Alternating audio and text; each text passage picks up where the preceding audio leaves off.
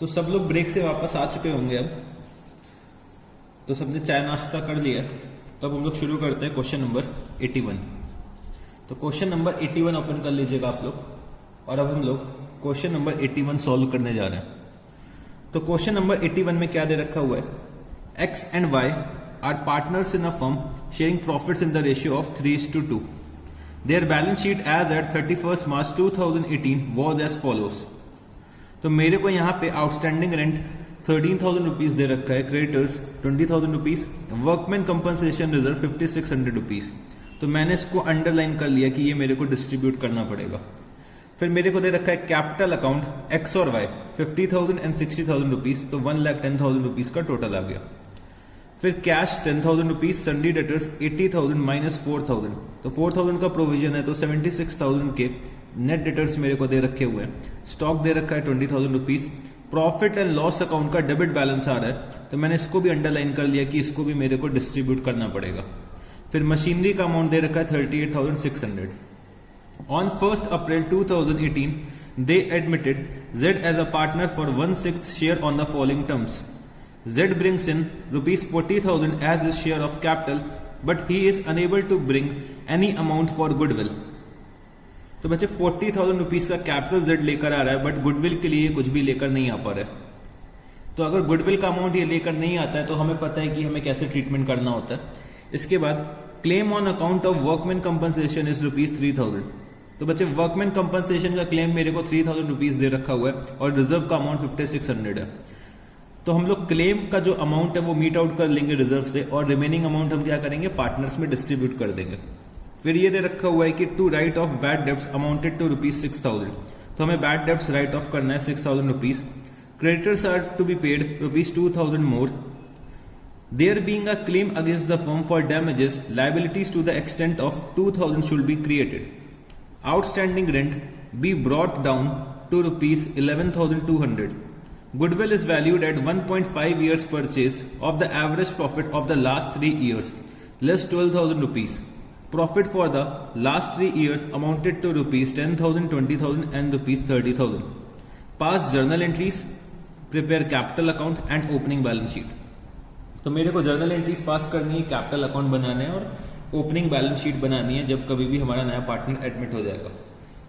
तो बच्चे क्वेश्चन में ये नहीं बोला है कि हमें रिवैल्यूएशन अकाउंट बनाना है, बट हमें ये पता है कि हम लोग बिना रिवैल्यूएशन अकाउंट के ये क्वेश्चन सॉल्व ही नहीं कर पाएंगे, क्योंकि रिवैल्यूएशन की एडजस्टमेंट्स दे रखी हैं। तो मेरे को रिवैल्यूएशन अकाउंट तो बनाना पड़ेगा, ठीक है जी। तो रिवैल्यूएशन अकाउंट हम लोग अपने वर्किंग नोट में बना लेंगे, मेन सॉल्यूशन का पार्ट नहीं बनाएंगे, बट हम रिवैल्यूएशन अकाउंट तो जरूर बनाएंगे। तो रिवैल्यूएशन अकाउंट बनाने में बहुत ज़्यादा टाइम नहीं लगता है, 2-3-4 मिनट लगते हैं, तो हम लोग रिवैल्यूएशन अकाउंट क्विकली बना लेंगे। तो जैसे कि मेरे को पता है कि मेरे को अपना ऑर्डर फॉलो करना है कि सबसे पहले रिवैल्यूएशन, फिर रिजर्व्स और एक्यूमुलेटेड लॉसेस का ट्रीटमेंट, फिर कैपिटल और गुडविल जो भी हमारा इनकमिंग पार्टनर लेकर आ रहा है उसका ट्रीटमेंट, फिर गुडविल डिस्ट्रीब्यूशन, और उसके बाद अगर कोई अदर एडजस्टमेंट रह जाती है तो उसका भी ट्रीटमेंट मैं कर लूंगा। तो चलो इस क्वेश्चन को स्टार्ट करते हैं। तो क्वेश्चन नंबर 81। तो सबसे पहले मेरे को यहां पे रिवैल्यूएशन अकाउंट बनाना है, रिवैल्यूएशन अकाउंट। तो रिवैल्यूएशन अकाउंट जो हम लोग बनाते हैं, हमें पता है कि अगर मेरे को दुख हो रहा है तो हम लोग डेबिट करेंगे, और अगर मेरे को खुशी हो रही है तो मैं क्या करूंगा, क्रेडिट करूंगा। तो चलो इसको शुरू करते हैं। तो सबसे पहले मेरे को ये दे रखा हुआ है claim on account of workman compensation. तो बच्चे वर्कमैन कंपनसेशन का क्लेम हम लोग अपने रिजर्व से मीट आउट कर लेंगे, तो वो हमारा रिवैल्यूएशन अकाउंट में तो नहीं आएगा। फिर ये दे रखा हुआ है to write off bad debts amounted to rupees 6,000। तो हमें बैड डेब्ट्स राइट ऑफ करनी है। अब बच्चे समझने की कोशिश करना कि हम लोगों ने ऑलरेडी 4,000 रुपए का प्रोविजन क्रिएट कर रखा है बैड डेब्ट्स के लिए। हमें लगता था कि भाई 4,000 के डेटर्स मेरे जो हैं वो हमको पेमेंट नहीं करेंगे, जो मेरे डेटर्स हैं 4,000 रुपए के वो मेरे को पेमेंट नहीं करेंगे, बट एक्चुअली में 6,000 के डेटर्स ने मेरे को पेमेंट नहीं करा। तो 6,000 में से 4,000 तो हम लोग अपने प्रोविजन से मीट आउट कर लेंगे। जो एक्स्ट्रा 2,000 रुपए का बच्चे बैड डेब्ट्स है वो हम लोग कहां पे लेकर चले जाएंगे, अपने रिवैल्यूएशन अकाउंट में। 6,000 में 4,000 हम लोग प्रोविजन से मीट आउट करेंगे, और 2,000 का जो एक्सेस बैड डेब्ट्स है उसको हम लोग कहां पे लेकर चले जाएंगे, उसको हम लोग अपने रिवैल्यूएशन अकाउंट में लेकर आ जाएंगे। तो मैंने यहाँ पे क्या लिखा, 2 बैड डेब्ट्स, 2 बैड डेब्ट्स। तो 6,000 की बैड डेब्ट्स हो रखी हैं, तो 6000 की बैड डेब्ट्स जो हैं उसमें से हम लोगों ने 4000 की बैड डेब्ट्स प्रोविजन से मीट आउट कर ली और रिमेनिंग बैड डेब्ट्स हमने यहाँ पे अपने रिवैल्यूएशन अकाउंट में लिख दिया। ठीक है जी। फिर यहाँ पे दे रखा हुआ है creditors are to be paid ₹2000 more.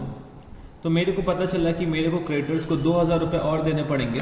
तो ये बच्चे मेरे लिए क्या है, दुख की बात है। तो मैंने यहाँ पे क्या लिखा, टू क्रेडिटर्स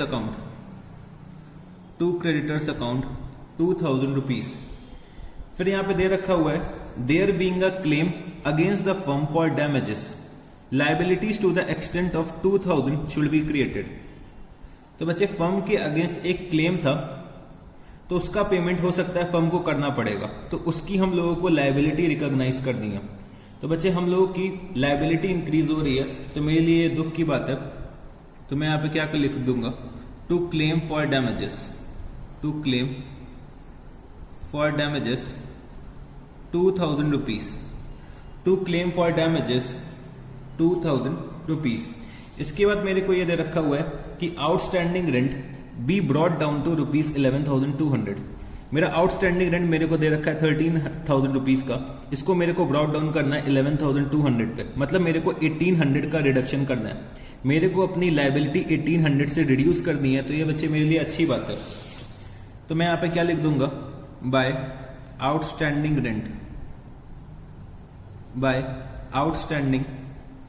रेंट, और मेरे को रिडक्शन कितने का करना है, 1800 रुपीज का, तो वो मैंने यहाँ पे लिख दिया है। ठीक है जी। तो मैंने अपने रिवैल्यूएशन से रिलेटेड सारे एडजस्टमेंट्स यहाँ पे कर लिए। तो यहाँ पे मेरा रिवैल्यूएशन का लॉस निकल के आएगा, जो मेरे को अपने ओल्ड पार्टनर्स में डिस्ट्रीब्यूट करना पड़ेगा। तो मेरे ओल्ड पार्टनर्स हैं एक्स और वाई, तो मैंने यहाँ पे क्या लिखा, by X capital account by Y's capital account, और ये मेरे को डिस्ट्रीब्यूट करना है 3:2 के रेशियो में, मतलब 3/5 और 2/5। तो 4200 रुपीज का लॉस आ रहा है, वो मेरे को 3:2 के रेशियो में डिस्ट्रीब्यूट करना है।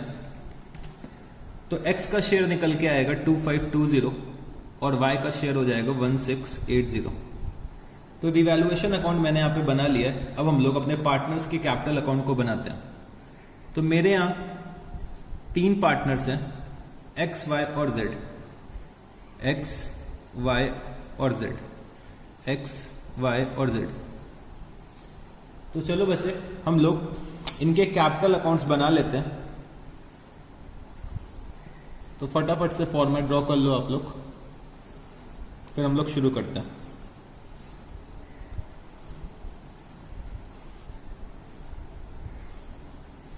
तो सबसे पहले मैं अपने पार्टनर्स के ओपनिंग बैलेंसेस को यहां पे लिख दूंगा। तो मैंने यहां पे क्या लिखा, बाय बैलेंस ब्रॉट डाउन। तो मेरे को अपने पार्टनर्स के ओपनिंग बैलेंसेस दे रखे हैं 50,000 और 60,000 रुपीज। फिर मैं अपने ऑर्डर के अकॉर्डिंग चलूंगा, मतलब सबसे पहले मैं रिवैल्यूएशन के लॉस को यहां पे लिख दूंगा। तो मैंने यहां पे क्या लिखा, टू रिवैल्यूएशन अकाउंट। तो x का शेयर आ रहा है 2520 और y का शेयर है 1680। तो हम लोगों ने रिवैल्यूएशन का ट्रीटमेंट कर दिया। अब हमें अपने रिजर्व्स को डिस्ट्रीब्यूट करना है, अपने एक्यूमुलेटेड लॉसेस को डिस्ट्रीब्यूट करना है। तो बच्चे मेरे को वर्कमैन कंपनसेशन रिजर्व का अमाउंट है 5600 और लाइबिलिटी है 3000 की। तो मतलब 2600 रुपीज जो एक्सेस है, मतलब 5600 माइनस 3000, 2600 हम लोग डिस्ट्रीब्यूट कर देंगे अपने ओल्ड पार्टनर्स में। तो मैंने यहां पे क्या लिखा, बाय वर्कमैन कंपनसेशन रिजर्व। तो मेरे को 2600 रुपीज डिस्ट्रीब्यूट करना है 3:2 के रेशियो में। तो ये आ जाएगा 1560 और बचे 1040। तो हम लोगों ने वर्कमैन कंपनसेशन रिजर्व डिस्ट्रीब्यूट कर दिया। इसके बाद मेरे को अपना प्रॉफिट एंड लॉस अकाउंट का डेबिट बैलेंस भी डिस्ट्रीब्यूट करना पड़ेगा 4000 रुपीज। तो मैंने यहां पे क्या लिखा, to profit and loss account. तो 4000 को मेरे को डिस्ट्रीब्यूट करना है 3:2 के रेशियो में। तो तो अगर मैं 4000 को डिस्ट्रीब्यूट करता हूं तो ये बच्चे आ रहा है 2400 और बच्चे 1600 रुपीज। तो हम लोगों ने रिवैल्यूएशन का ट्रीटमेंट कर लिया, रिजर्व्स का भी ट्रीटमेंट कर लिया, ठीक है जी, रिजर्व्स और एक्यूमुलेटेड लॉसेस का ट्रीटमेंट भी कर लिया। अब मेरे को ट्रीटमेंट करना है कि भाई हमारा जो नया पार्टनर है वो कैपिटल का कितना अमाउंट लेकर आ रहा है और गुडविल का कितना अमाउंट लेकर आ रहा है, ठीक है जी। तो यहाँ पे बच्चे जो हमारा जेड है वो 40,000 रुपीज कैपिटल का लेकर आ रहा है, बट गुडविल का अमाउंट लेकर नहीं आ रहा है। मतलब अब हमें क्या करना पड़ेगा, यहाँ पे हम लोगों को जेड का करंट अकाउंट का यूज करना पड़ेगा, ठीक है जी। तो चलो जितना भी कैपिटल लेकर आ रहा है वो अमाउंट पहले हम लोग रिकॉर्ड कर लेते हैं। तो मैंने यहाँ पे क्या लिखा, बाय कैश अकाउंट। तो जेड जो आ रहा है वो बच्चे 40,000 रुपीज कैपिटल का ला रहा है, बट गुडविल का कुछ अमाउंट नहीं लेकर आ रहा है। तो मैंने यहाँ पे क्या लिख दिया, नील। तो 40,000 रुपीज मैंने यहाँ पे लिखा। तो कैपिटल का अमाउंट तो मैंने रिकॉर्ड कर लिया है, बट गुडविल का जो उसका शेयर बनेगा वो बच्चे अपने सेक्रीफाइसिंग पार्टनर्स को पे तो करेगा ही ना। जो भी गुडविल का शेयर बनेगा वो अपने सेक्रीफाइसिंग पार्टनर्स को पे करेगा और करंट अकाउंट के थ्रू पे करेगा। तो मेरे को यहाँ पे गुडविल का वैल्यूएशन करना पड़ेगा, क्योंकि गुडविल का अमाउंट मेरे को दे नहीं रखा है। तो मैं यहाँ पे आता हूं अपने वर्किंग नोट पे, और मैंने यहाँ पे क्या लिखा, calculation of goodwill of the firm, calculation of goodwill of the firm. तो मेरे को यहाँ पे दे रखा है कि goodwill is to be valued at 1.5 years purchase of the average profit of the last 3 years less rupees 12,000। तो प्रॉफिट्स मेरे को लास्ट 3 ईयर्स के दे रखे हैं 10,000, 20,000 एंड रुपीज 30,000। तो गुडविल की वैल्यू करने के लिए मेरे को यह बताया कि मेरे को लास्ट 3 ईयर्स के एवरेज प्रॉफिट चाहिए, average profit of last 3 years, ठीक है जी। Average profit of last 3 years चाहिए, और इसको मैं मल्टीप्लाई किससे कर दूंगा, 1.5 से, और जो भी ये वैल्यू आएगी उसमें से मैं लेस कितना कर दूंगा, 12,000 रुपीज। वो मेरे फर्म की गुडविल का वैल्यूएशन होगा, ऐसा क्वेश्चन में दे रखा है, ठीक है जी।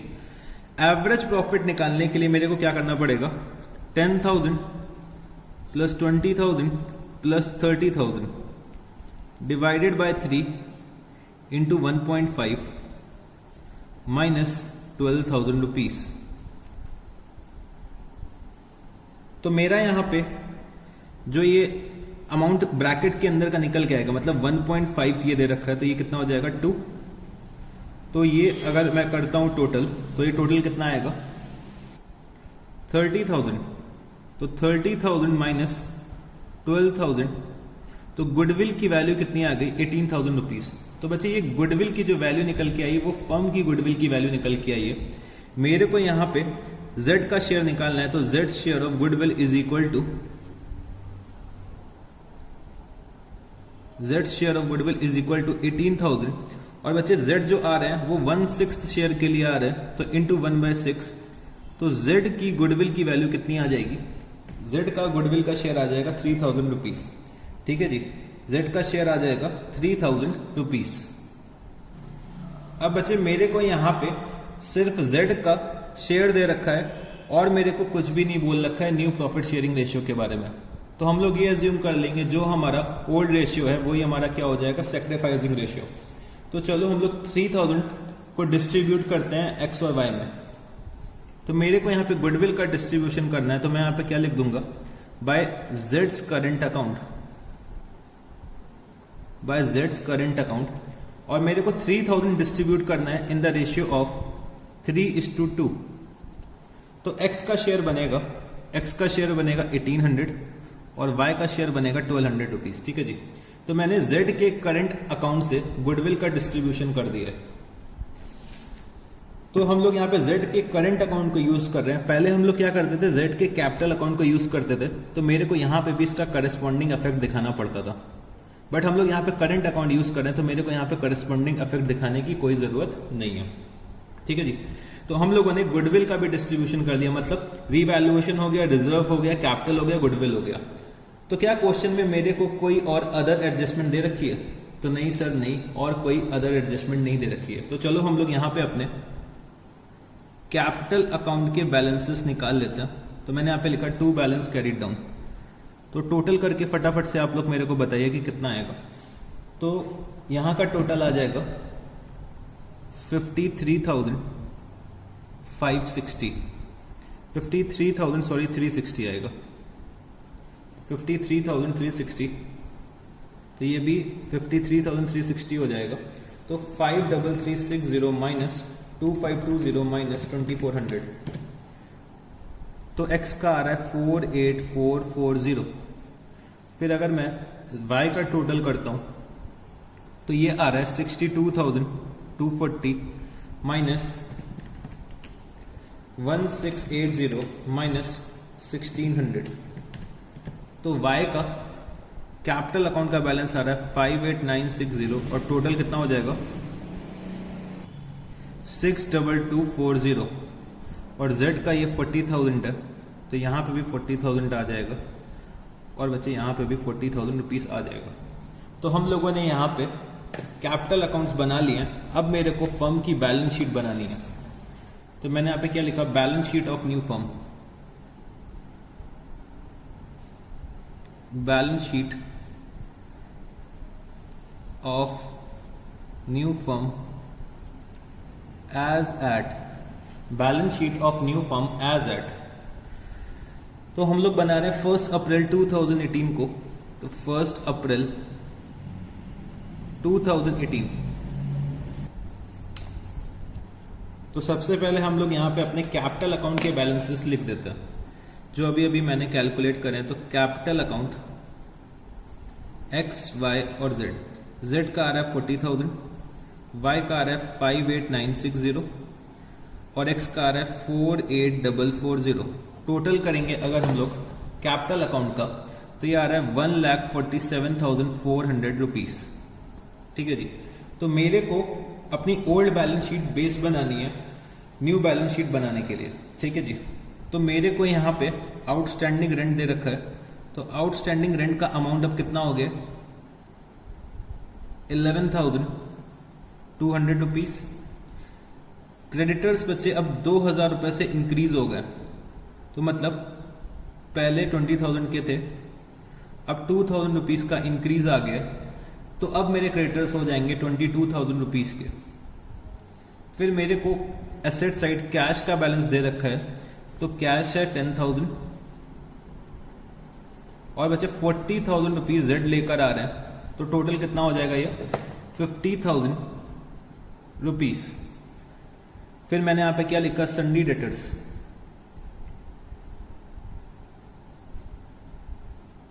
सन्डी डेटर्स। तो सन्डी डेटर्स का बच्चे अमाउंट कितना था 80,000।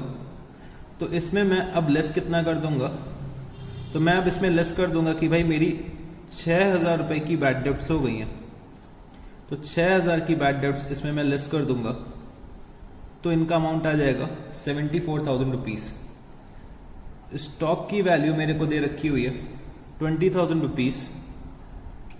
फिर प्रॉफिट एंड लॉस हमने डिस्ट्रीब्यूट कर दिया। मशीनरी, तो मशीनरी की वैल्यू मेरे को दे रखी है 38,600। तो बच्चे अब मेरे को और क्या क्या अपने बैलेंस शीट में रिकॉर्ड करना है। तो एक तो बच्चे मेरे को यहाँ पे अपना Z का करंट अकाउंट दिखाना है क्योंकि ये फर्म के लिए क्या हो गया, एक एसेट हो गया। तो Z का करंट अकाउंट का अमाउंट कितना आ रहा था 3,000 रुपीज़, वो मैंने यहाँ पे लिख दिया।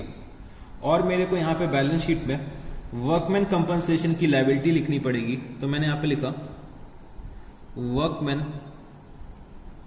Compensation claim. तो वर्कमैन कंपनसेशन क्लेम कितना आ रहा था 3,000 रुपीज़। और बच्चे एक क्लेम फॉर डैमेजेस की भी लायबिलिटी हम लोगों ने बुक करी थी। तो क्लेम फॉर डैमेजेस, तो क्लेम फॉर डैमेजेस का अमाउंट कितना है 2,000 रुपीज़। तो हम लोगों ने सारे आइटम्स अपने बैलेंस शीट में रिकॉर्ड कर लिए। तो चलो बैलेंस शीट का टोटल करते हैं। तो लायबिलिटी साइड का अगर मैं टोटल करता हूं तो कितना आएगा 1,85,600 रुपीज़। और अगर मैं अपने एसेट साइड का टोटल करता हूं तो एसेट साइड का भी टोटल 1,85,600 रुपीस आ रहा है। तो अगर हम लोगों ने सब कुछ सही कर रखा है तो हमेशा हमारे बैलेंस शीट का जो टोटल है वो टैली करेगा। तो बच्चे हम लोगों ने यहाँ पे क्वेश्चन नंबर 81 सॉल्व कर लिया है। तो अब हमें इस क्वेश्चन में जर्नल एंट्रीज भी पास करनी है। तो चलो फटाफट से हम लोग जर्नल एंट्रीज भी पास कर लेते हैं। तो जर्नल एंट्रीज पास करते हैं हम लोग। जर्नल एंट्रीज, जर्नल एंट्रीज, तो जर्नल एंट्रीज करनी है। तो पर्टिकुलर्स, एलएफ नंबर, अमाउंट और बच्चे amount. Particulars, LF number, amount और अमाउंट। तो आप लोगों ने फॉर्मेट ड्रॉ कर लिया होगा। तो हम लोग अब स्टार्ट करते हैं। तो सबसे पहले मेरे को रिवैल्यूएशन की एंट्रीज पास करनी है। तो मैंने रिवैल्यूएशन अकाउंट अपना ओपन करा। तो रिवैल्यूएशन अकाउंट को हम लोग डेबिट कर देंगे 2 bad debts, 2 creditors, 2 claim for damages. तो मैंने यहाँ पे क्या लिखा, revaluation account debit 2 bad debts, 2 creditors account, 2 claim for damages account.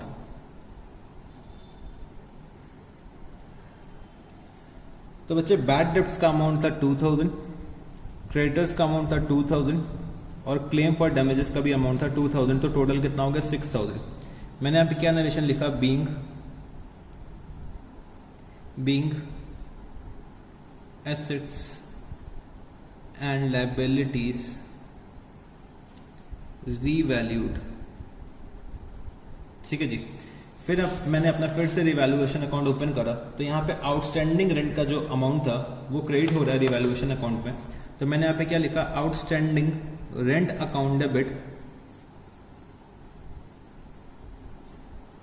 Outstanding rent account debit to revaluation account.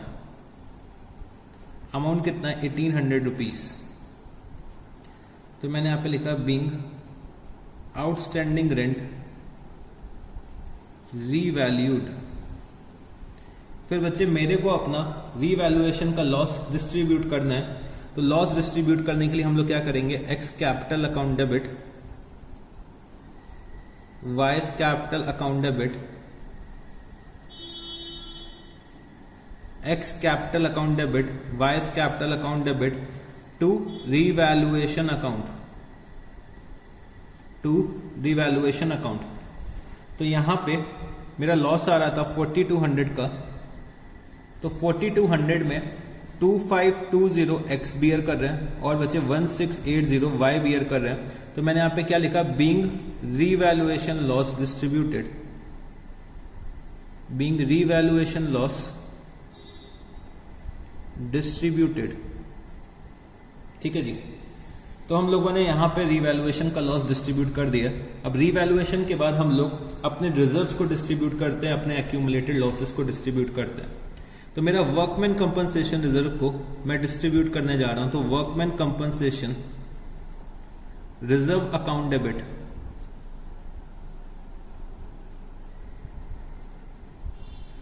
To X capital account, to Y's capital account, to workman compensation claim account. ठीक है जी। तो यहां पे मेरे को 5600 rupees दे रखा है। तो 3000 का तो वर्कमैन कंपनसेशन क्लेम था। जो रिमेनिंग मेरा 2600 बचा था वो मैंने डिस्ट्रीब्यूट करा था 3:2 के रेशियो में। तो 1560 और बचे 1040। मैंने यहाँ पे क्या लिखा, being workman compensation reserve distributed. फिर मेरे को अपने एक्यूमुलेटेड लॉसेस को डिस्ट्रीब्यूट करना है। तो मैंने यहाँ पे क्या करा, X capital account debit, Y's capital account debit to profit and loss account.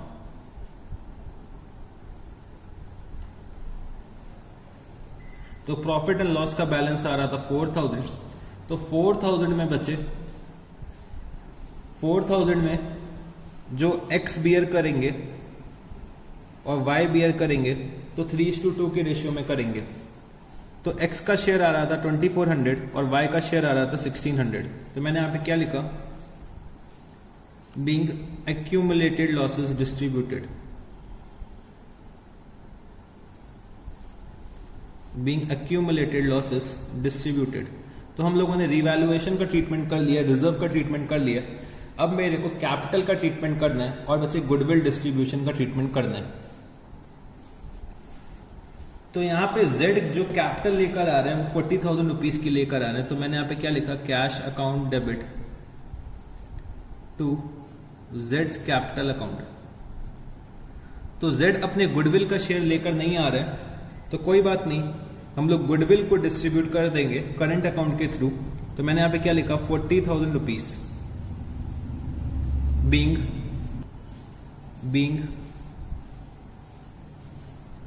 Capital brought by Z। इसके बाद हम लोगों को अब गुडविल का डिस्ट्रीब्यूशन करना है। तो मैं यहाँ पे क्या लिखूंगा, Z's current account debit, Z's current account debit to X capital account to Y's capital account. तो मैंने यहाँ पे लिखा, being share of goodwill distributed, being share of goodwill distributed. तो Z के करंट अकाउंट को मेरे को डेबिट करना था 3,000 रुपीज से, और बच्चे X के कैपिटल अकाउंट को हम क्रेडिट करेंगे 1800 और Y के कैपिटल अकाउंट को 1200। तो ये हम लोगों ने 3:2 की रेशियो में डिस्ट्रीब्यूशन करा है। तो यहाँ पे मेरा क्वेश्चन नंबर 81 जो है वो कंप्लीट हो गया है। तो अब हम लोग चलते हैं अपने नेक्स्ट क्वेश्चन पे, क्वेश्चन नंबर 82। तो क्वेश्चन नंबर 82 आप लोग ओपन कर लीजिए, फिर हम लोग क्वेश्चन नंबर 82 स्टार्ट करते हैं।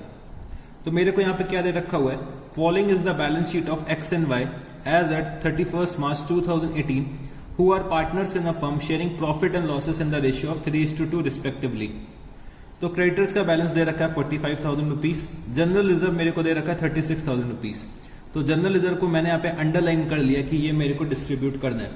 फिर कैपिटल अकाउंट के बैलेंसेस दे रखे हैं X और Y के 1,80,000 एंड 90,000 रुपीज, तो टोटल हो रहा है 2,70,000 रुपीज।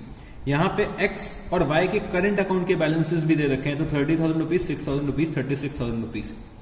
तो बच्चे करंट अकाउंट के बैलेंसेस दे रखे हैं, इसका मतलब जो ये क्वेश्चन है वो बच्चे फिक्स्ड कैपिटल मेथड का है, ये फ्लक्चुएटिंग कैपिटल मेथड का नहीं है, क्योंकि यहाँ पे करंट अकाउंट के बारे में दे रखा है।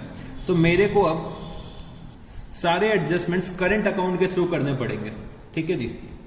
और क्या दे रखा है, cash at bank 15,000, debtors less provision for doubtful debts. तो ये टोटल जो हमारा नेट डेटर्स निकल के आ रहा है 57,600, patents 44,400, investments 24,000 rupees, fixed assets 2,16,000 rupees. Goodwill का अमाउंट बैलेंस शीट में आ रहा है, तो हमें क्या करना पड़ेगा, इस गुडविल को राइट ऑफ करना पड़ेगा, ठीक है जी। तो ये मेरी जो गुडविल है वो कौन सी गुडविल है, परचेज्ड गुडविल है, ठीक है जी। चाहो तो यहाँ पे लिख लो फ्यूचर में याद रखने के लिए कि ये मेरी कौन सी परचेज गुडविल है। तो इसको मेरे को क्या करना है, राइट ऑफ करना है। अगर क्वेश्चन में दे रखा है कि इसको रिटेन करना है, तो रिटेन करने का भी ट्रीटमेंट हम लोगों ने सीखा है, बट मेजोरिटी ऑफ केसेस में हम लोग क्या करते हैं, नॉर्मल केसेस में हम लोग क्या करते हैं, गुडविल को राइट ऑफ कर देता है, ठीक है जी। फिर यहाँ पे दे रखा है कि Z is admitted as a new partner on 1 April 2018 on the following terms. Provision for doubtful debts is to be maintained at 5% on debtors. Outstanding rent amounted to rupees 15,000 and accrued income of rupees 4,500 does not appear in the books of the firm. It is now to be recorded. X takes over investment at an agreed value of rupees 18,000. New profit sharing ratio will be 4:3:2. Z will bring in rupees 60,000 as his capital by check. Z is to pay an amount equal to his share in the firm's goodwill valued at twice the average profit of the last 3 years, which were rupees 90,000, 78,000 and rupees 75,000 respectively. half of the amount of the goodwill is to be withdrawn by X and Y. You are required to pass journal entries, prepare evaluation account, partners capital account, partners current account and the balance sheet of the new firm. तो बच्चे यहाँ पे हम लोगों को revaluation account बनाना है, partners के capital account को बनाना है, करंट अकाउंट को बनाना है, बैलेंस शीट को बनाना है और साथ ही साथ हमें जर्नल एंट्रीज भी पास कर दी है। तो इसको हम लोग बोल सकते हैं कि भाई ये हमारा फुल फ्लेजेड क्वेश्चन है, अगर मैं सही से बोलूँ तो, क्योंकि इसमें रिवैल्यूएशन का भी एडजस्टमेंट है, इसमें रिजर्व्स का भी एडजस्टमेंट है, कैपिटल भी बच्चे लेकर आते ही है पार्टनर हमारा, गुडविल का डिस्ट्रीब्यूशन है और साथ ही साथ गुडविल का हमें वैल्यूएशन भी करना है, अकाउंटिंग ट्रीटमेंट भी करना है और साथ ही साथ ये बच्चे फिक्स्ड कैपिटल मेथड का क्वेश्चन है, मतलब मेरे को एडजस्टमेंट जो करने पड़ेंगे वो अपने करंट अकाउंट के थ्रू करने पड़ेंगे और यहाँ पे मेरे को अदर एडजस्टमेंट्स भी क्वेश्चन में दे रखे हैं, जैसे कि X takes over the investment at an agreed value of 18,000, तो ये मेरा क्या है अदर एडजस्टमेंट का पार्ट बन जाएगा, ठीक है जी। और यहाँ पे गुडविल जो है वो बच्चे half of the goodwill X और वाई विड्रॉ कर रहे हैं, तो इसमें हर तरीके की एडजस्टमेंट दे रखी है।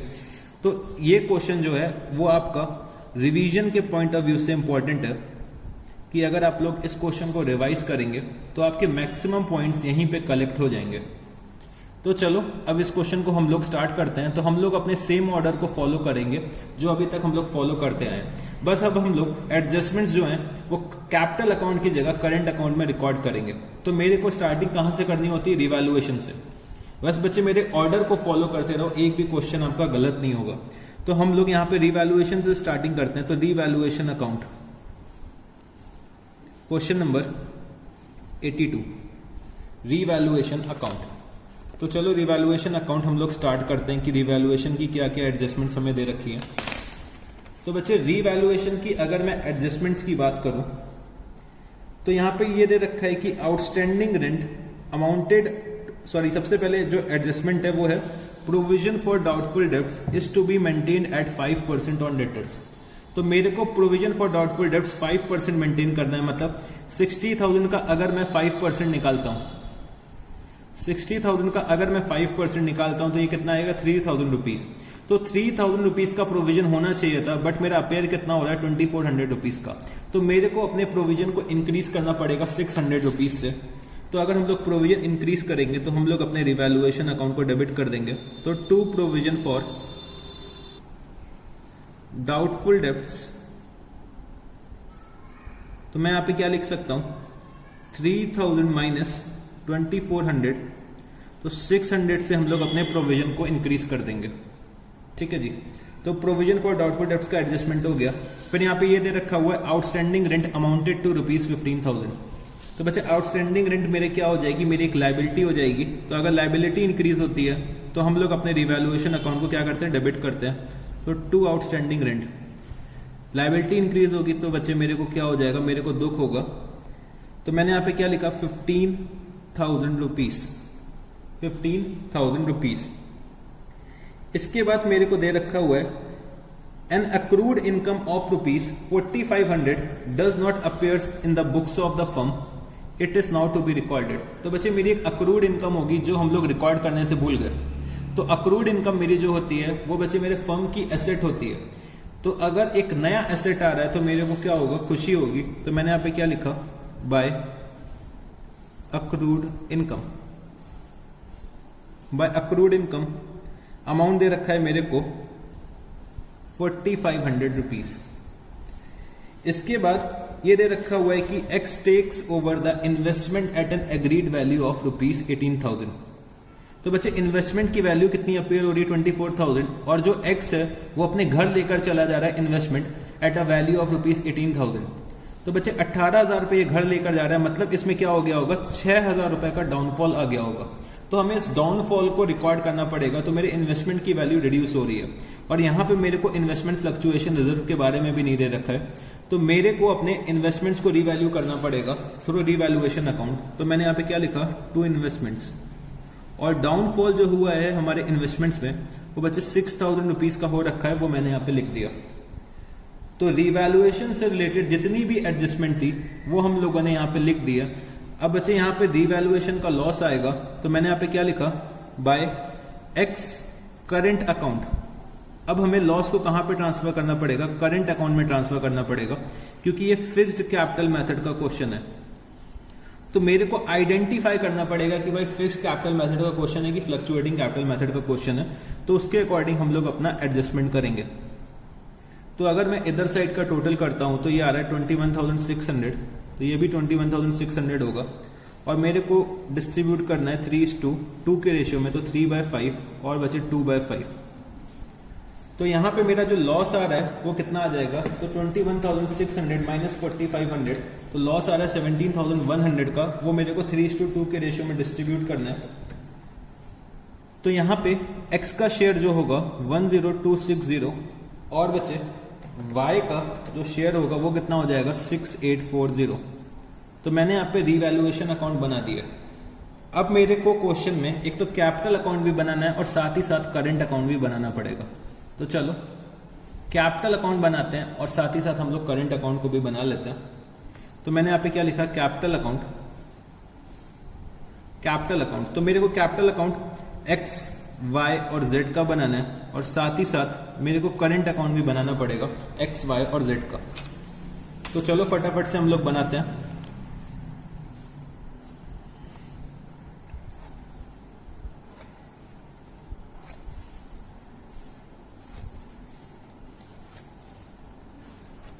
ये हो गया कैपिटल अकाउंट इनके। अब मेरे को यहाँ पे करंट अकाउंट भी प्रिपेयर करना है, तो चलो करंट अकाउंट भी हम लोग बना लेते हैं।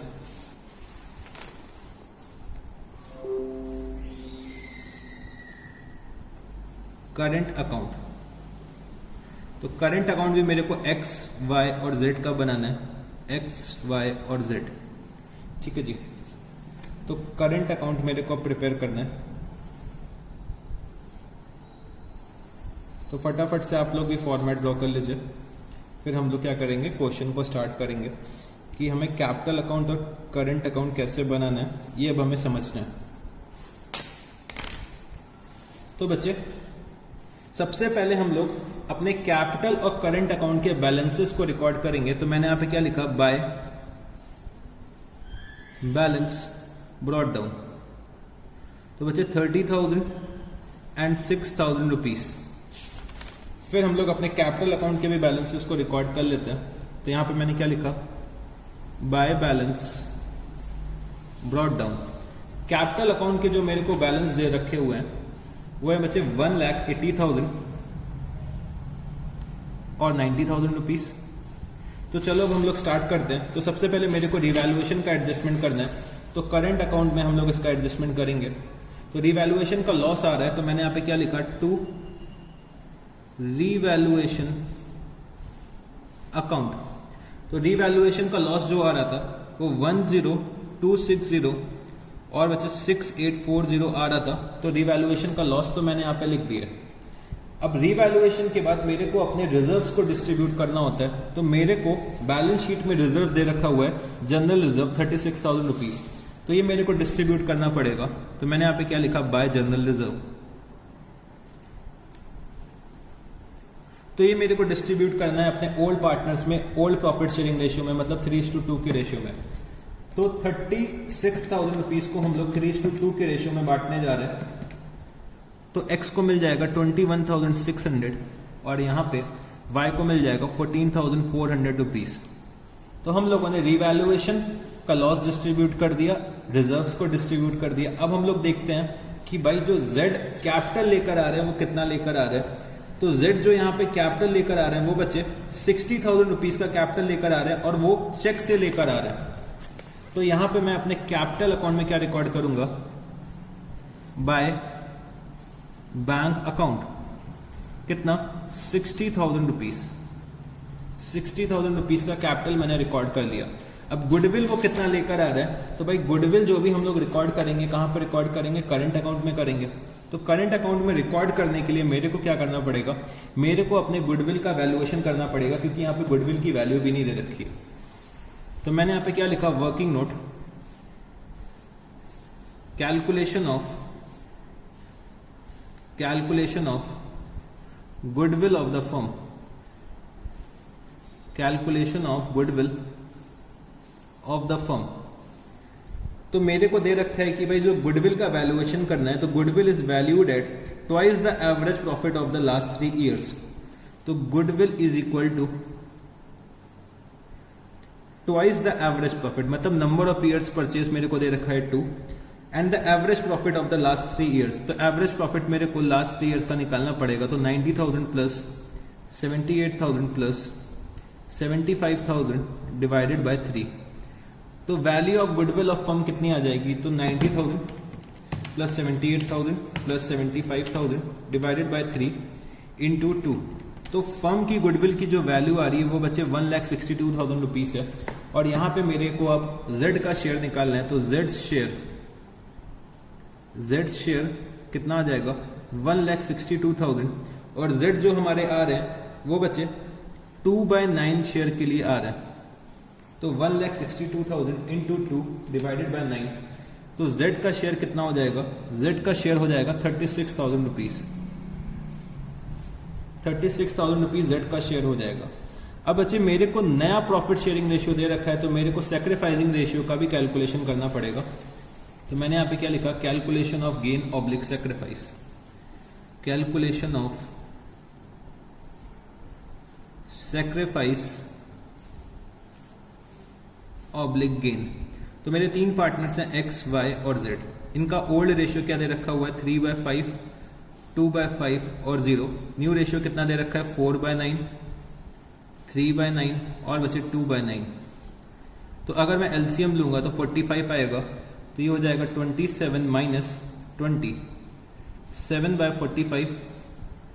और अगर मैं एलसीएम लूंगा तो 45, 18 माइनस 15, 3/45। और अगर मैं इसको देखता हूं तो -2/9 मतलब -10/45। तो बच्चे जितना हम लोगों ने सेक्रीफाइस करा है उतना बच्चे जेड ने गेन करा है। तो हमारा सेक्रीफाइस गेन के बराबर आ रहा है। तो सेक्रीफाइसिंग रेशियो क्या आ रहा है? 7:3 का सेक्रीफाइसिंग रेशियो आ रहा है। तो हम लोग जो ये गुडविल का अमाउंट निकल के आ रहा है वो बच्चे डिस्ट्रीब्यूट कर देंगे 7:3 के रेशियो में। हम लोग इसको 7:3 के रेशियो में डिस्ट्रीब्यूट कर देंगे। तो Z यहाँ पे गुडविल का अमाउंट लेकर आ रहे हैं। तो सबसे पहले मैं वो रिकॉर्ड कर लेता हूँ।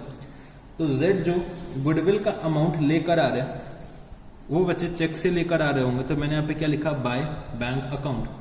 By bank account 36,000 rupees. ठीक है जी। अब मेरे को गुडविल का डिस्ट्रीब्यूशन करना है। तो मैंने यहाँ पे क्या लिखा? बाय जेड्स करंट अकाउंट। और मेरे को जो ये डिस्ट्रीब्यूशन करना है वो बच्चे 7:3 के रेशियो में करना है। तो 36,000 को मेरे को 7:3 के रेशियो में डिस्ट्रीब्यूट करना है। तो अगर हम लोग इसको डिस्ट्रीब्यूट करते हैं तो यहाँ पे x का शेयर आ रहा है 25,200 और बच्चे y का शेयर आ रहा है 10,800। इसका करस्पॉन्डिंग इफेक्ट हम लोग इधर साइड दिखा देंगे। तो मैं यहाँ पे क्या लिख सकता हूँ? 2x current account to y's current account. तो हम लोग इसको 7:3 के रेशियो में डिस्ट्रीब्यूट कर रहे हैं। तो 25,200 और बचे 10,800 रुपीज। तो गुडविल हम लोगों ने यहाँ पे डिस्ट्रीब्यूट कर दिया। अब मेरे को क्वेश्चन में ये दे रखा हुआ है कि half of the amount of the goodwill is withdrawn by X and Y. तो बच्चे half of the amount of goodwill X और वाई विड्रॉ कर रहे हैं। तो मैंने यहाँ पे क्या लिखा? To bank account. तो बच्चे 25,200 का अगर मैं हाफ करता हूं तो ये आ जाएगा 12,600 और 10,800 का अगर मैं हाफ करता हूं तो 5,400 रुपीज। तो ये लोग अपने गुडविल के शेयर का हाफ घर लेकर चले गए। उसकी भी मैंने यहाँ पे एंट्री कर दी है। तो हम लोगों ने रिवैल्यूएशन का ट्रीटमेंट कर लिया, रिजर्व्स का कर लिया, कैपिटल का भी कर लिया, गुडविल का डिस्ट्रीब्यूशन का भी कर लिया। अब मेरे को देखना है कि मेरे को क्वेश्चन में क्या कोई अदर एडजस्टमेंट दे रखी है। तो मेरे को क्वेश्चन में ये दे रखा हुआ है X takes over the investment at an agreed value of ₹18,000। तो एक्स अपने घर इन्वेस्टमेंट लेकर चले गए। तो बच्चे मेरे बिजनेस से इन्वेस्टमेंट जा रही है और कौन लेकर जा रहा है? एक्स लेकर जा रहा है। तो हम लोग क्या करेंगे? एक्स के करंट अकाउंट को डेबिट करेंगे और इन्वेस्टमेंट अकाउंट को क्या करेंगे? क्रेडिट करेंगे। तो मैंने यहाँ पे क्या लिखा? To investment. तो इन्वेस्टमेंट की वैल्यू जो एग्री करी थी वो कितनी थी? 18,000 रुपीज। वो भी मैंने यहाँ पे लिख दिया। तो बच्चे हम लोगों ने यहाँ पे सारे के सारे एडजस्टमेंट्स कर दिए। तो अब हम लोग अपने कैपिटल अकाउंट और करंट अकाउंट का बैलेंस निकालने की कोशिश करते हैं। तो मैंने यहाँ पे क्या लिखा? To balance carried down, 2 balance carried down. तो चलो टोटलिंग करते हैं। तो Z का तो बच्चे 36 आएगा और यहाँ पे भी 36 आएगा और यहाँ पे क्या आएगा निल। X का अगर हम लोग टोटल करते हैं तो 30,000 प्लस 21,600 प्लस 25,200, तो ये हो जाएगा 76,800। और अगर मैं इसमें से लेस करता हूँ 10260 माइनस 12600 माइनस 18,000, तो X का बैलेंस आ रहा है बच्चे, X का बैलेंस कितना आ जाएगा। तो बच्चे हम लोगों ने इस क्वेश्चन में एक मिस्टेक कर दी है, पता है आप लोगों को। हम लोगों ने एक मिस्टेक क्या करी है कि हम लोग गुडविल को डिस्ट्रीब्यूट करना भूल गए। ये गुडविल जो दे रखी थी इसको डिस्ट्रीब्यूट करना भूल गए, तो चलो इसको भी डिस्ट्रीब्यूट कर देते हैं। तो मैंने यहाँ पे क्या लिखा, 2 गुडविल। तो बच्चे कभी कभी हम लोगों से भी एडजस्टमेंट्स मिस हो सकती हैं अगर बहुत ज्यादा एडजस्टमेंट्स क्वेश्चन में दे रखी है। तो मेरे को हर एडजस्टमेंट को याद रखना है। तो जब हम लोगों ने गुडविल का डिस्ट्रीब्यूशन करा था तभी मेरे को ये गुडविल डिस्ट्रीब्यूट कर देनी चाहिए थी। तो कोई बात नहीं, मैंने यहाँ पे एक स्पेस छोड़ रखी थी तो वहां पे एडजस्ट हो गया गुडविल का अमाउंट।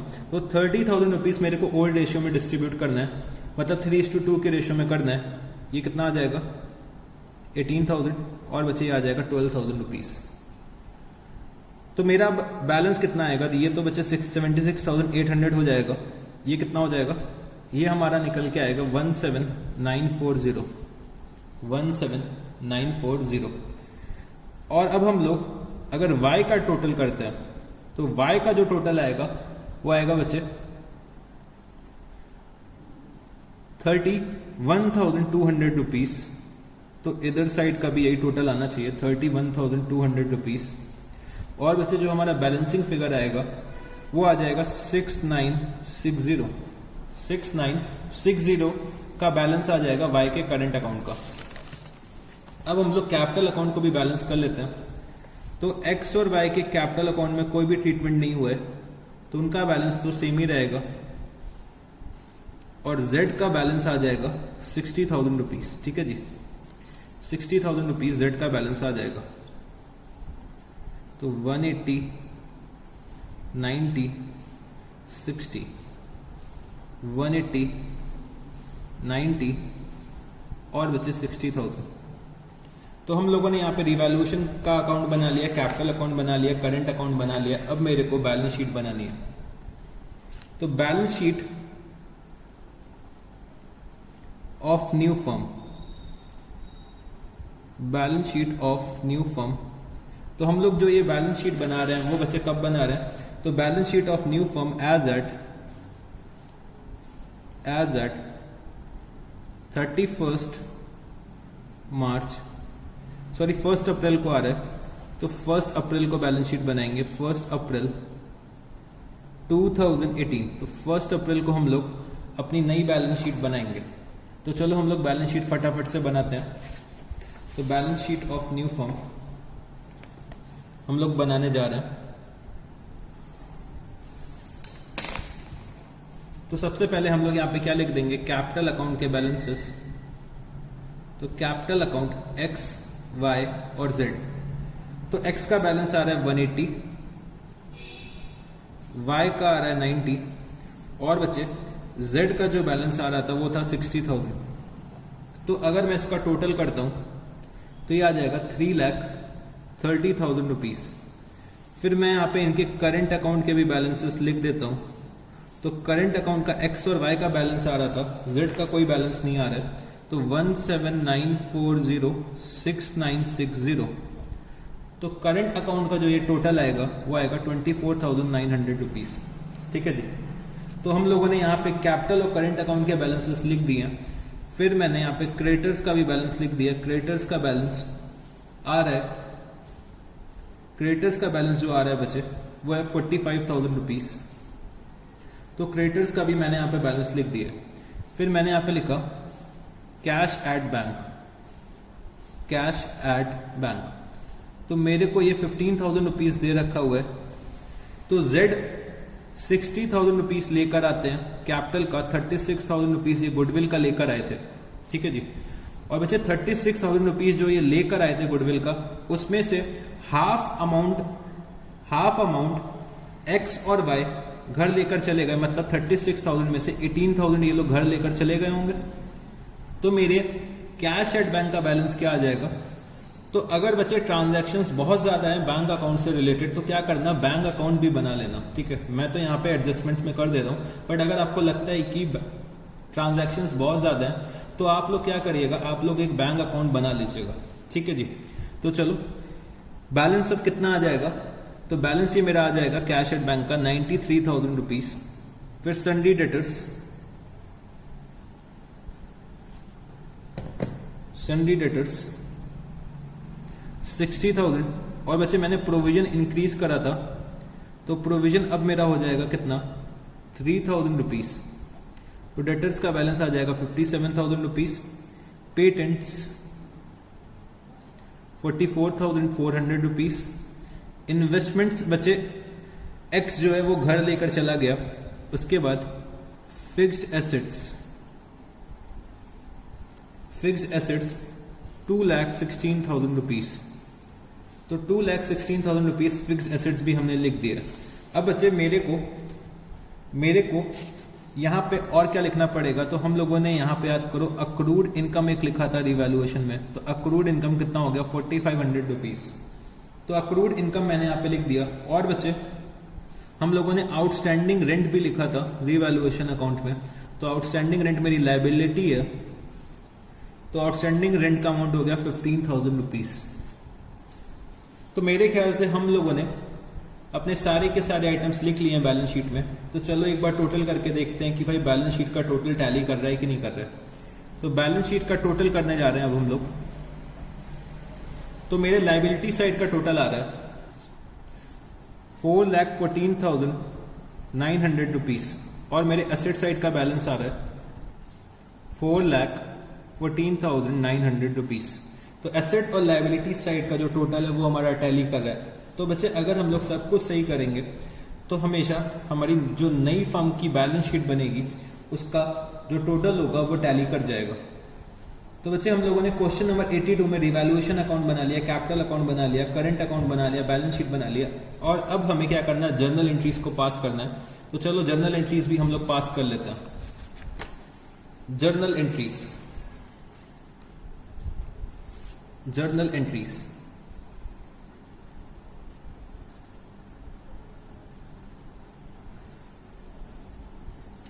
तो मैंने यहां पे लिखा पर्टिकुलर्स, एलएफ नंबर, अमाउंट, और बच्चे amount, particulars, LF number, amount और अमाउंट। तो फटाफट से हम लोग अब जर्नल एंट्रीज पास करते हैं। तो फटाफट से आप क्या करिए, क्विकली फॉर्मेट बना लीजिए, फिर हम लोग शुरू करते हैं। तो चलो बच्चे स्टार्ट करते हैं। तो सबसे पहले मेरे को अपना रिवैल्यूएशन अकाउंट देखना पड़ेगा। तो रिवैल्यूएशन अकाउंट अगर मैं ओपन करता हूँ तो रिवैल्यूएशन अकाउंट में 3 आइटम्स को हम लोग डेबिट कर रहे हैं, एक को क्रेडिट कर रहे हैं। तो revaluation account debit to provision for doubtful debts to outstanding rent to investments account. तो मैंने यहाँ पे क्या लिखा, revaluation account debit, revaluation account debit to provision for doubtful debts to investments account to outstanding rent account. तो provision हमने create करा था 600 रुपीज़ का, इन्वेस्टमेंट्स हम लोग ने जो रिवैल्यू करी थी वो 6,000 रुपीज़ से रिवैल्यू करी थी, और जो हमारा आउटस्टैंडिंग रेंट का अमाउंट आ रहा था 15,000 रुपीज़, तो टोटल हो गया 21,600 रुपीज़। तो मैंने यहाँ पे क्या लिख दिया, being assets and liabilities revalued. फिर बच्चे मेरा अक्रूड इनकम आ रहा था, तो accrued income account debit, accrued income account debit to revaluation account. तो मैंने यहाँ पे क्या लिखा, बीइंग अक्रूड इनकम रिकॉग्नाइज्ड तो अक्रूड इनकम का अमाउंट था 4500, तो वो भी मैंने यहाँ पे लिख दिया है, ठीक है जी। तो 4500 रुपीज़ का अक्रूड इनकम का अमाउंट था जो हम लोगों ने यहाँ पे लिख दिया है। इसके बाद अब मेरे को यहाँ पे रीवैल्यूएशन का जो लॉस आ रहा था वो मेरे को डिस्ट्रीब्यूट करना है। तो मैंने यहाँ पे क्या लिखा, X current account debit Y's current account debit to revaluation account. तो मैंने यहां पे लिखा बीइंग रीवैल्यूएशन लॉस डिस्ट्रीब्यूटेड। तो यहां पे हमें अब रीवैल्यूएशन के लॉस को डिस्ट्रीब्यूट करना है। तो रीवैल्यूएशन का लॉस मेरा कितना आ रहा था, तो रीवैल्यूएशन का लॉस आ रहा है 10260 और 6850, 10260 6840, 10260 6840। तो ये मेरा रीवैल्यूएशन का लॉस आ रहा था। टोटल इसका बच्चे आ रहा था कितना, टोटल आ रहा था इसका आई थिंक 17,100 रुपीज़। तो वो भी मैंने यहाँ पे लिख दिया। तो रीवैल्यूएशन का हम लोगों ने एडजस्टमेंट कर दिया। रीवैल्यूएशन के बाद अब मेरे को अपने रिजर्व्स को डिस्ट्रीब्यूट करना है। तो मैंने यहाँ पे लिखा general reserve account debit to X current account to Y's current account. तो जर्नल रिजर्व का जो अमाउंट था वो 36,000 रुपीज़ और बचे 21,600 यहाँ पे एक्स को मिल गया और 14,400 वाई को मिल गया। तो मैंने यहाँ पे लिखा बीइंग रिजर्व डिस्ट्रीब्यूटेड। फिर इसके बाद बचे जो हमारा नया पार्टनर था जेड, वो गुडविल का अमाउंट और कैपिटल का अमाउंट लेकर आ रहा है। तो मैंने यहाँ पे क्या लिखा, बैंक अकाउंट डेबिट टू जेड्स कैपिटल अकाउंट और बचे टू जेड्स करंट अकाउंट। तो ये टोटल अमाउंट लेकर आ रहा था 96,000 रुपीज़, 60,000 रुपीज़ कैपिटल का, 36,000 रुपीज़ गुडविल का। तो मैंने यहाँ पे लिखा being capital and share of goodwill brought, being capital and share of goodwill brought. इसके बाद बचे मेरे को जो मेरी बैलेंस शीट में गुडविल आ रही थी उसका डिस्ट्रीब्यूशन करना है। तो मैंने यहाँ पे क्या लिखा, तो हम लोगों ने पहले अपनी ओल्ड गुडविल को डिस्ट्रीब्यूट करा। तो x current account debit vice current account debit,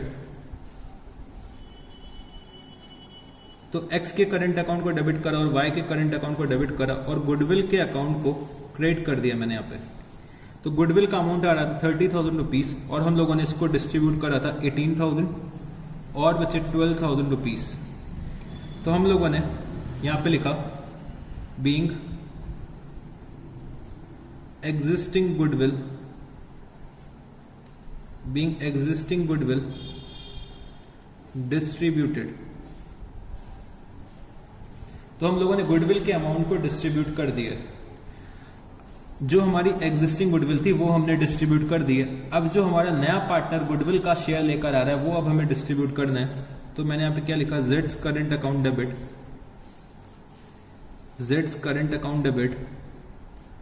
to X current account to Y's current account. तो मेरे को यहाँ पे 36,000 रुपीज डिस्ट्रीब्यूट करना है इन द रेशियो ऑफ 7:3 जो मैंने कैलकुलेट करा था। तो x का शेयर बन रहा है 25,200 और यहाँ पे y का शेयर है 10,800। तो मैंने क्या लिखा, being share of goodwill distributed.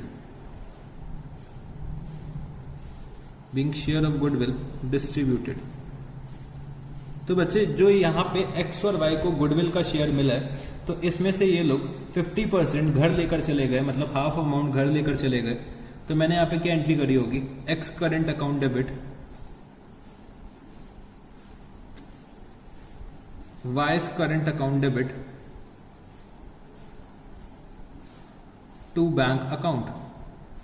तो ये 50% घर लेकर जा रहे हैं, मतलब 12,600, और ये लेकर जा रहे हैं 5,400, और टोटल ये लोग कितना लेकर जा रहे हैं 18,000 रुपीज़ लेकर जा रहे हैं। तो मैंने यहाँ पे क्या लिखा, being half of the goodwill withdrawn, being half of the share of goodwill, being half of the share of goodwill withdrawn. तो मैंने जर्नल एंट्रीज जो पास करनी थी, रिवैल्यूएशन की, रिजर्व की, कैपिटल और बच्चे गुडविल डिस्ट्रीब्यूशन की पास कर ली है। अब मेरी बस अदर एडजस्टमेंट की एंट्री बची है। तो इन्वेस्टमेंट्स जो थे वो एक्स अपने घर लेकर चले गए, तो मैंने यहाँ पे क्या लिखा, X current account debit to investment account 18,000 rupees being investment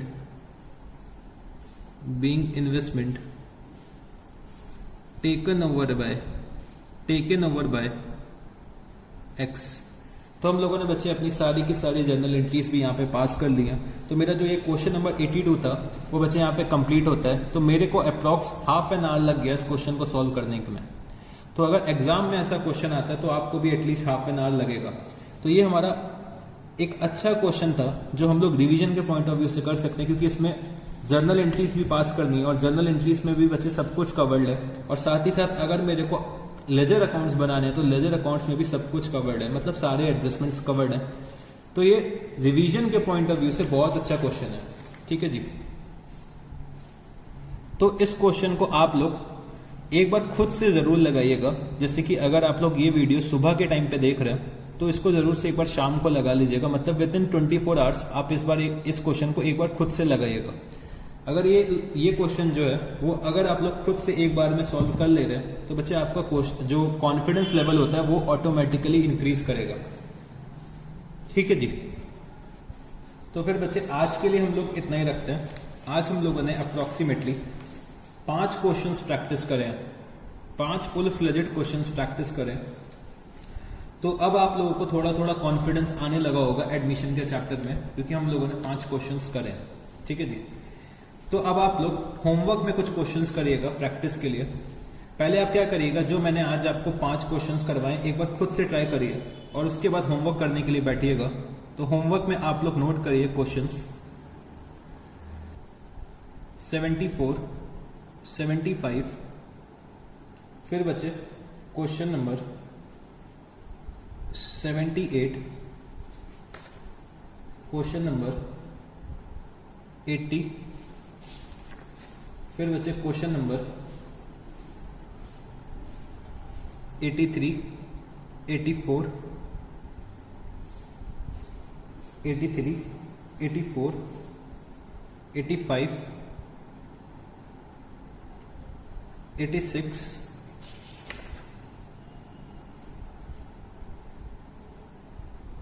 87, question number 88। ठीक है जी। तो आप लोग पहले इतने क्वेश्चंस प्रैक्टिस करिए, इतने क्वेश्चंस आप लोग लगा लीजिए, फिर इसके बाद आप लोग अपने नेक्स्ट लेक्चर को देखिएगा। ठीक है जी। नेक्स्ट लेक्चर पे आने से पहले आप लोगों को इतने क्वेश्चंस खुद से सॉल्व करने हैं। तो पहले आप क्या करिएगा, जो भी मैंने 5 क्वेश्चन सॉल्व करे हैं वो खुद से करिएगा, फिर इन क्वेश्चंस को करने बैठिएगा। तो ये अप्रॉक्सीमेटली कितने क्वेश्चंस हैं, ये मेरे ख्याल से ये हैं हमारे 10 क्वेश्चंस हैं। तो 10 क्वेश्चंस आप लोगों को करना है। तो ये क्वेश्चन जब आप लोग करोगे तो देखोगे कि भाई हम लोग सब कुछ ऑलरेडी पढ़ के बैठे हुए हैं और आसानी से हम लोग सारे के सारे क्वेश्चन सॉल्व कर लेंगे। तो इतने क्वेश्चंस आप लोग लगाइएगा, और अगर कोई भी डाउट आता है इन सब में से किसी भी क्वेश्चन में तो आप मेरे से पूछ सकते हैं। ठीक है जी। तो फिर अब हम लोग अपने नेक्स्ट लेक्चर पे मिलेंगे। तो चलो guys, thank you, see you, tata, good night, bye bye.